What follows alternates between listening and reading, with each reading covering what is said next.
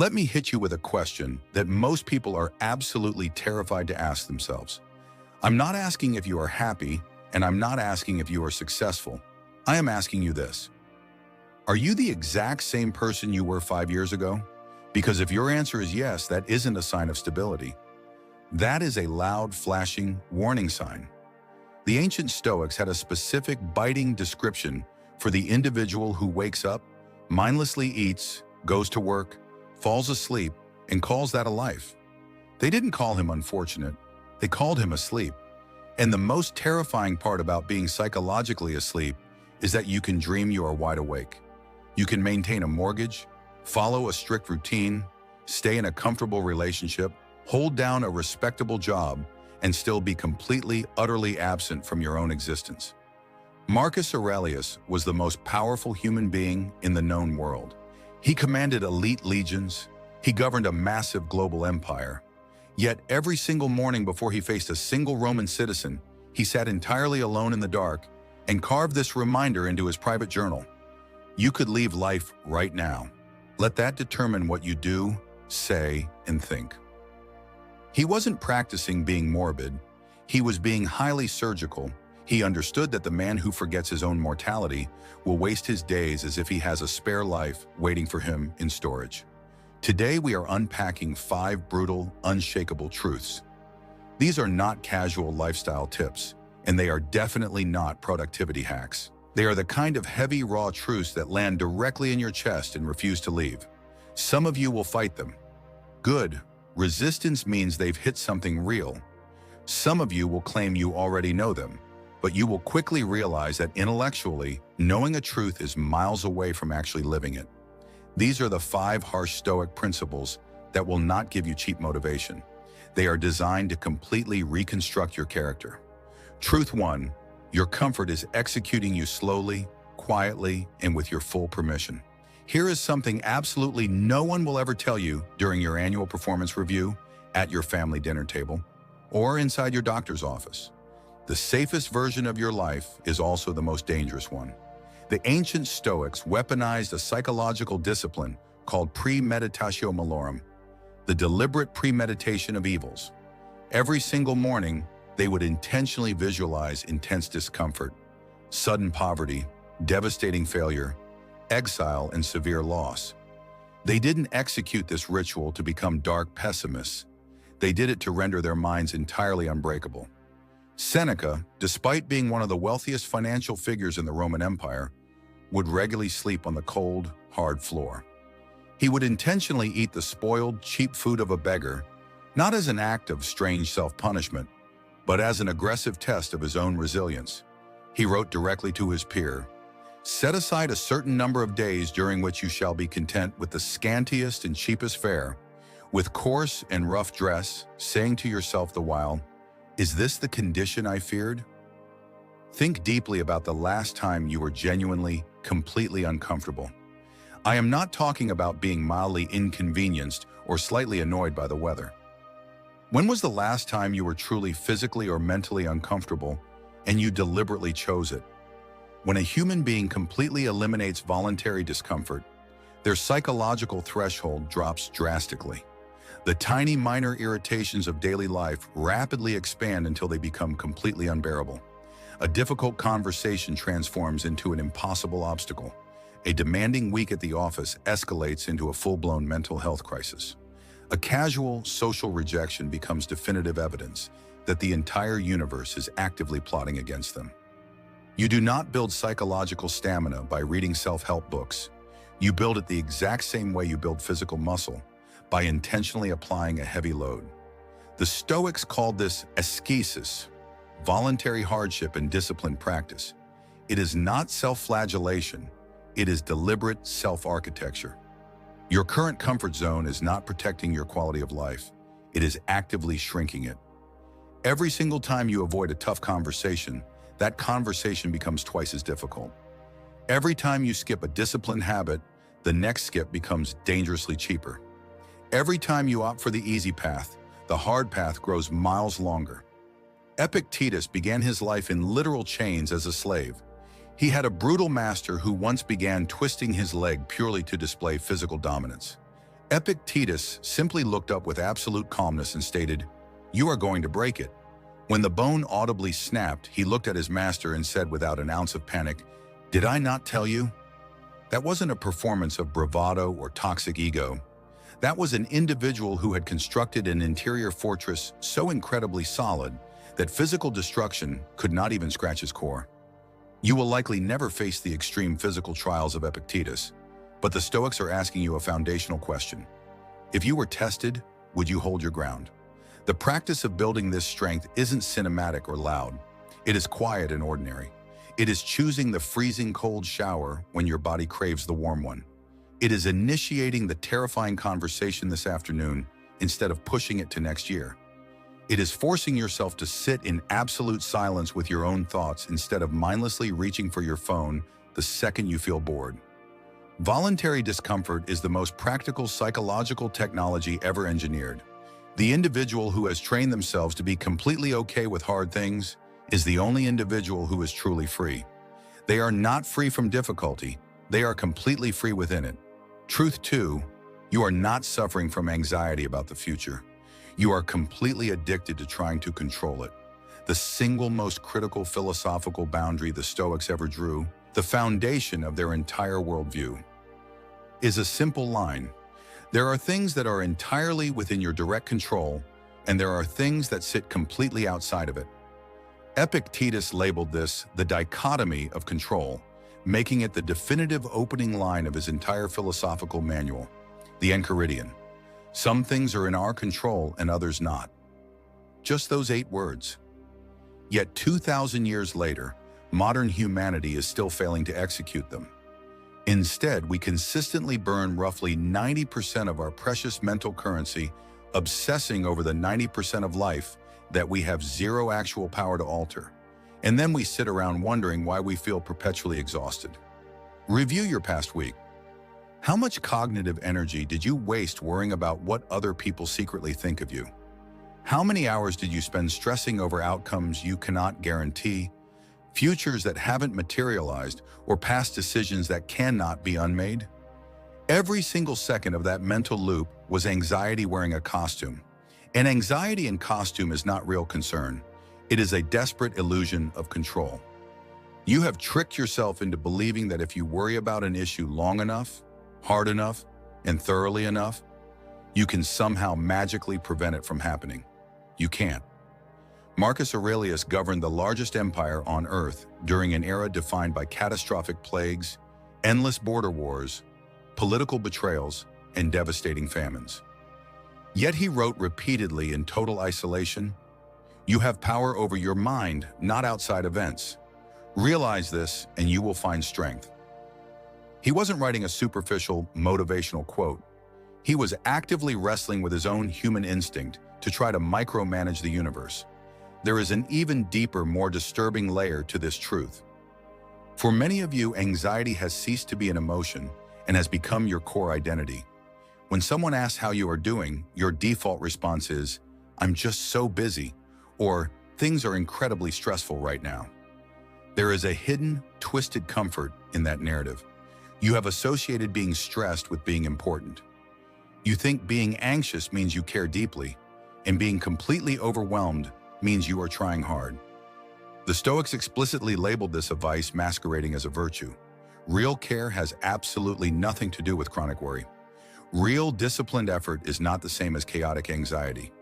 Real responsibility never involves trying to control external variables that do not belong to you. The Stoic antidote to this addiction is amor fati, the radical love of one's fate.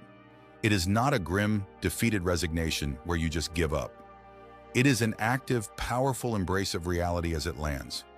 You stop wasting your vital energy fighting the absolute fact that life is not yours to manage. What would happen to your mental clarity if, starting this very second, you completely stopped investing energy into managing other people's opinions? What massive spaces would open up in your mind if you permanently dropped the compulsive, anxious rehearsal of future conversations that haven't even happened? The Stoics knew exactly what to do with that reclaimed mental space. They used it to focus exclusively on the only garden they actually had the authority to tend, the one inside their own skin. Control your mind with ruthless precision. Release everything else without an ounce of guilt. That isn't passivity, that is tactical accuracy. Truth 3. The version of you that everyone approves of is not you. It is your cage. At some specific point in your history, maybe during your childhood, maybe within your first intense romantic relationship, or maybe in the first professional role where you felt desperate to be liked, you made a silent, calculated compromise. You discovered that a specific, edited version of yourself received a much better social response. A version that was quieter, smaller, more highly agreeable, less complicated, and significantly less honest. Without ever making a conscious, deliberate choice, you began systematically manufacturing a fake self that was engineered exclusively for public approval rather than authentic expression. The Stoics had a definitive term for living a life dictated entirely by the shifting judgments of the crowd. They called it doxa, mere opinion, and they identified it as the primary catalyst for human psychological suffering. Marcus Aurelius observed, "How much trouble he avoids, who does not look to see what his neighbor says or does or thinks, but only to what he himself does." That concept has survived millennia because the human trap has never changed. Here is the most pathetic part of the illusion. The very people whose validation you are burning your life to maintain are not actually thinking about you. They are far too preoccupied performing for their own critics. The entire architecture of social anxiety is a giant mutual illusion. An entire room of actors performing desperately for an audience that is completely distracted by their own performances. And in the middle of this exhausting theater, your actual, authentic self sits silently in the dark, waiting to be acknowledged. The Stoics referred to the authentic self as the hegemonikon, the ruling faculty, the sovereign, untouchable core of a human being. They believe that every individual possesses an inner citadel, a sacred mental fortress that can never be breached by external opinions unless you willingly hand over the keys to the gate. Most people hand those keys over on the very first day of high school and then spend the next 40 years begging the world to give them back. Let's be clear, authenticity is not an excuse for toxic selfishness. It does not mean treating people like garbage under the guise of just being real. Stoic authenticity is a far more demanding discipline. It means aligning your daily actions with your deepest internal values, not the virtues you loudly claim to possess on social media, but the unshakable principles that dictate your private, invisible choices. It means being completely willing to disappoint people rather than lying to them just to keep the peace. It means choosing a path that is genuinely your own, even if absolutely nobody stands at the finish line to applaud you. Seneca advised his friend, recede in ipsi. Retire into yourself as much as you possibly can. Do not do this to isolate yourself from society, but to return to the only individual that actually belongs to you. Ask yourself this pinpoint question. If absolutely no one you knew could ever find out, what specific things would you instantly change about your current life? The raw answer to that question is not a daydream. It is a direct map. It is showing you exactly where your performance ends and where your actual life is begging to begin. The Stoics didn't give a damn about a life that looked good on the surface. They demanded a life that was good from the inside out. Truth 4. You have already wasted massive blocks of time that you can never recover. This is the precise truth that people will try to skip because it forces you to look directly at the heavy regrets you have been keeping in your peripheral vision for years. Seneca opened his definitive masterpiece, On the Shortness of Life, with a line that should be permanently etched into every corporate lobby and bathroom mirror in the world. It is not that we have a short time to live, but that we waste a great deal of it. He wasn't comforting his readers. He was aggressively confronting them. The core issue is not that our biological lifespan is inherently too short. The problem is that we live our days as if we have already secured a vast warehouse of time that we haven't actually earned. Look at the specific word people use when they want to make an invisible promise to their own mind. Someday. Someday I'll initiate that difficult conversation.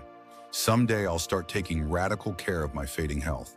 Someday I'll take the risk and pursue the path I actually care about.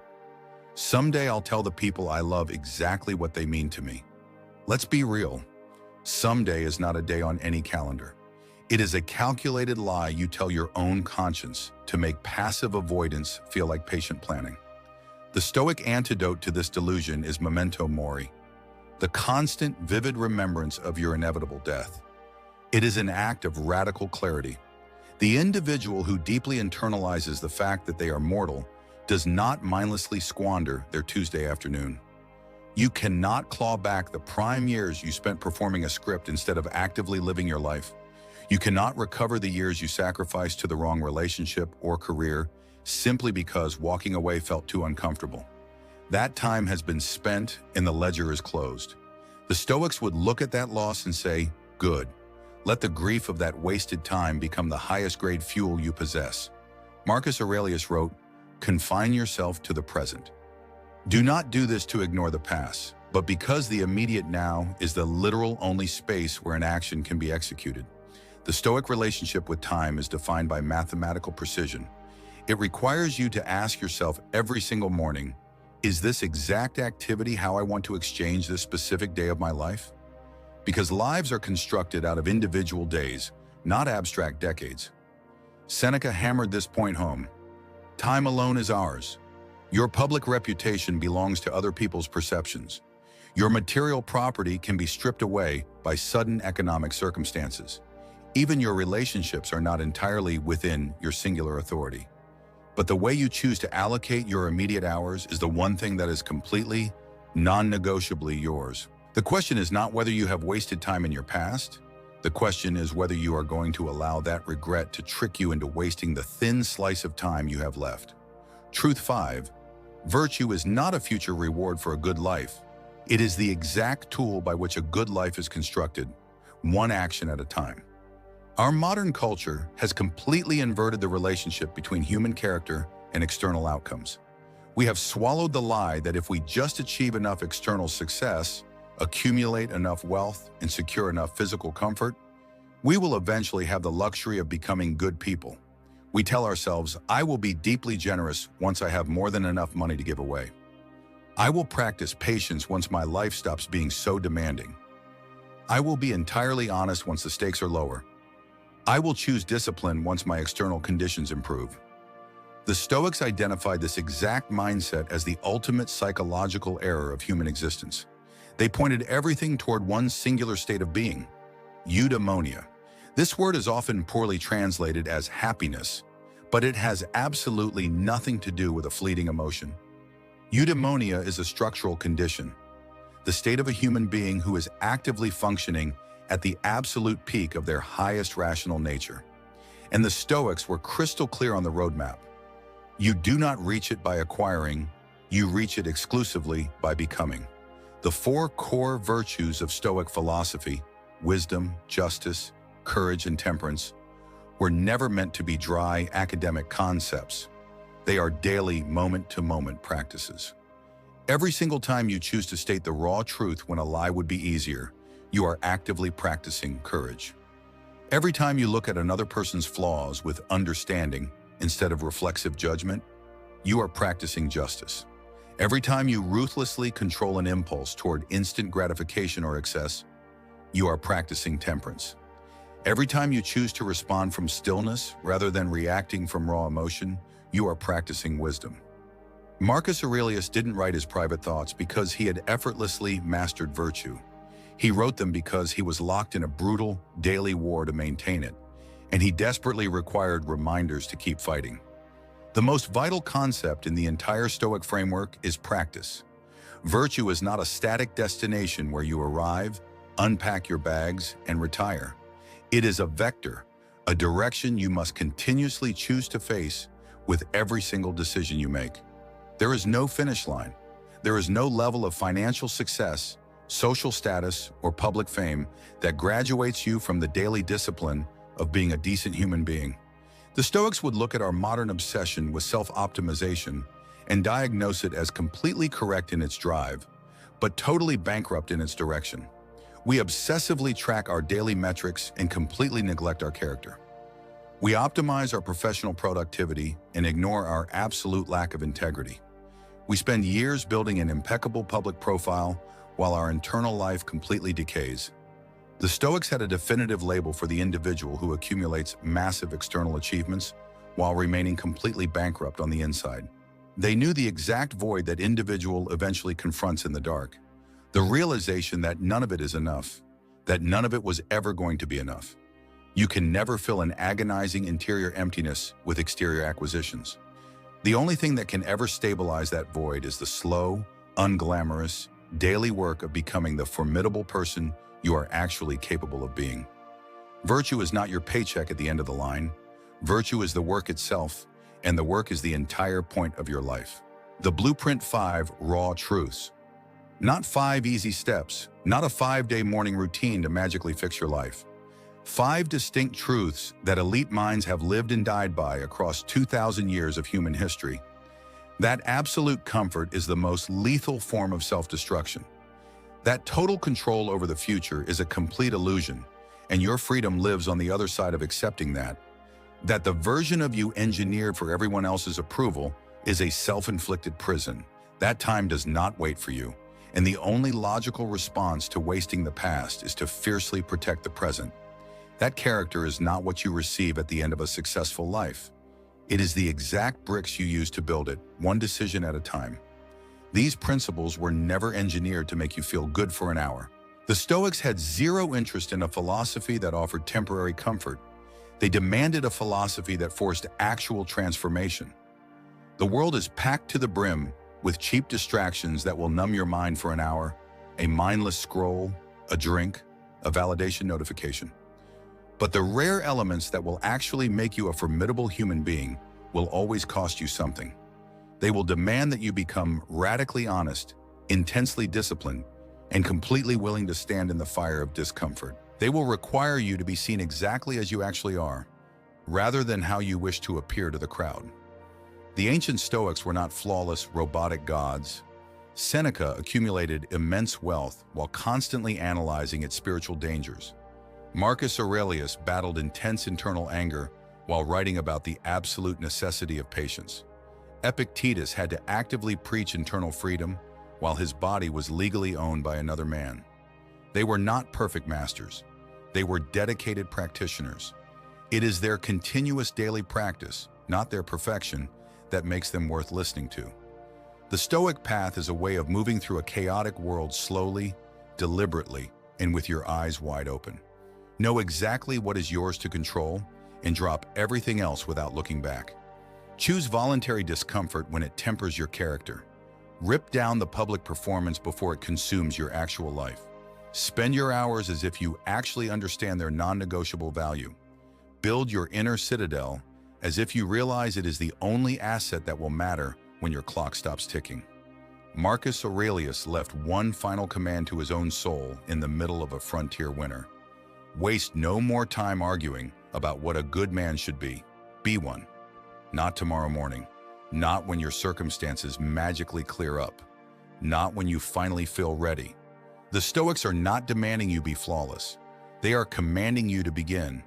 And they are demanding that you keep beginning every single day until it ceases to be an effort and simply becomes who you are.